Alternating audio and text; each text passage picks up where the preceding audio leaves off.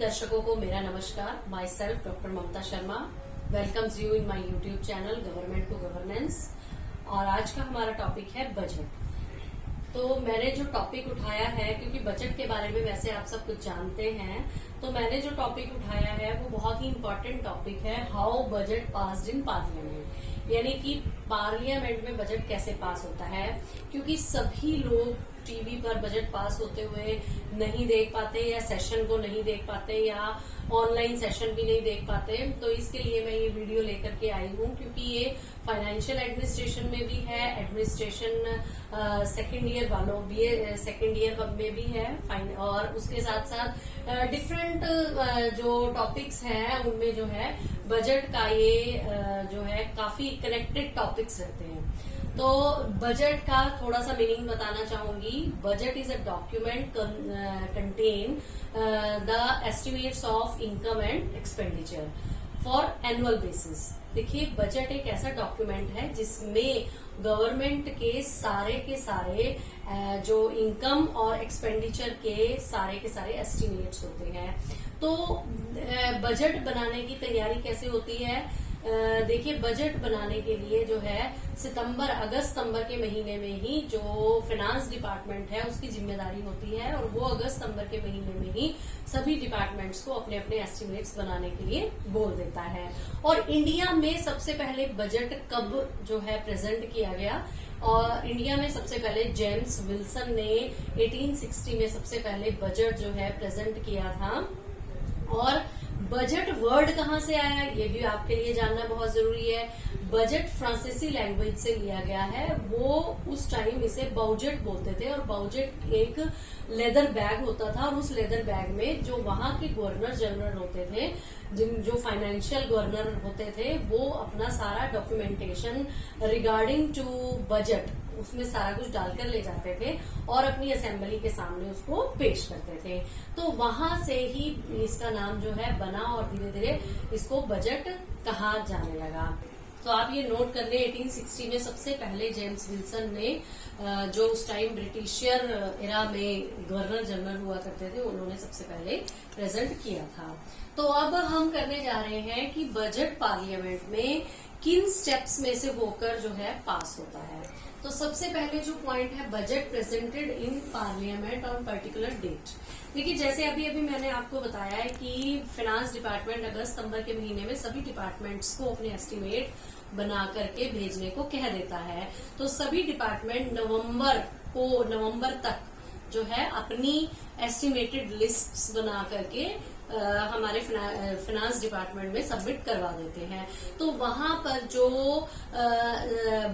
Budgeting के लिए जितने भी एम्प्लॉयज की ड्यूटी लगाई जाती है, ऑडिट ऑफिसर होते हैं, ऑडिटर जनरल्स होते हैं, वो सभी अपने इंटरनल जो सबऑर्डिनेट ऑफिसर्स होते हैं, वो सभी के सभी सारे के सारे डिपार्टमेंट्स के बजट को वेरीफाई करते हैं कि लास्ट ईयर बजट क्या था, इस साल जो है कितने पैसे की डिमांड हुई है, एक्सपेंडिचर कितना दिखाया है, इनकम कितनी दिखाई है, कितना अंतर है, वो सारा का सारा एनालाइज करते हैं।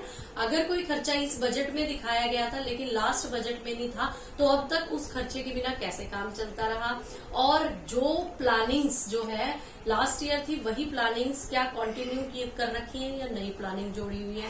मतलब बहुत बारीकी के साथ जो है पूरे के पूरे बजट को एनालाइज करता है फाइनेंस डिपार्टमेंट। और उसके बाद एक पर्टिकुलर डेट जो कि हमारे प्रेसिडेंट के द्वारा दी जाती है, उस पर्टिकुलर डेट पे फाइनेंस मिनिस्टर जो है वो बजट को प्रेजेंट करता है। फाइनेंस मिनिस्टर, ये याद रखना कि वही बजट पेश करता है। देखिए, पहले जब से हमें इंडिपेंडेंस मिली तब से हमारे 2 बजट हुआ करते थे। पहला बजट क्या था? कॉमन बजट, जिसे आम बजट बोलते हैं, जिसमें सारे डिपार्टमेंट्स का बजट आता है।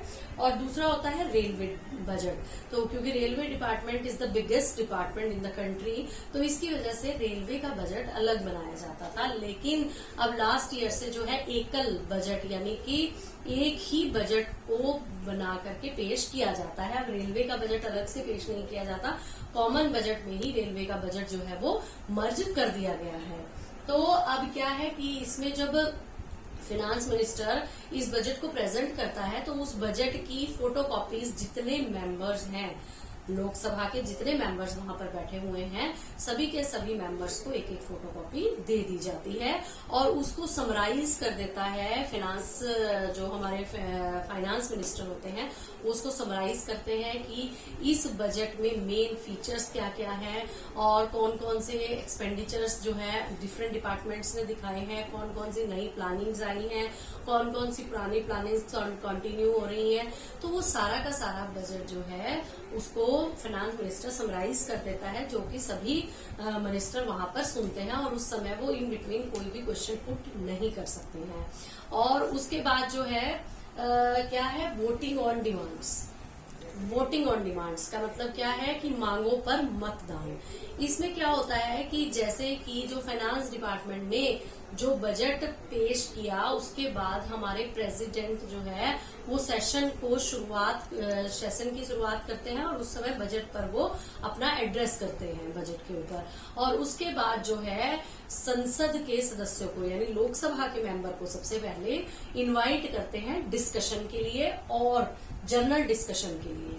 तो जनरल डिस्कशन जब हो जाती है, जनरल डिस्कशन के बाद जो अगला स्टेप आता है वो आता है वोटिंग ऑन डिमांड्स, यानी कि जो जो भी मांगे डिफरेंट डिपार्टमेंट्स ने दी है कि हमें इतना हमारा इनकम है, इतना एक्सपेंडिचर है और इतने पैसे की हमें डिमांड हमें जरूरत है, तो वो ग्रॉस में दी होती है। ऐसा नहीं होता कि मान लीजिए 50 लाख करोड़ जो है उनकी इनकम है एंड जो एक्सपेंडिचर उनका होना वो 70 लाख करोड़ होना है, तो वो 20 लाख करोड़ का बजट नहीं देंगे, वो ग्रॉस का बजट देंगे, 120 लाख करोड़ का बजट देंगे ताकि वो 120 लाख करोड़ उनके लिए पास हो।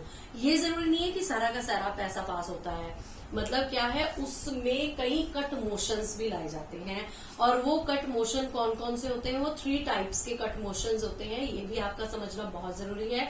तो ये कट मोशंस की वीडियो मैं नेक्स्ट टाइम लेकर के आऊंगी, तब तक के लिए आपको जितना मैंने करवाया है वो आप जरूर याद रखें। और यहाँ पर एक जनरल डिस्कशन जो है वो भी आप ऐड कर लीजिए कि जनरल डिस्कशन भी होती है।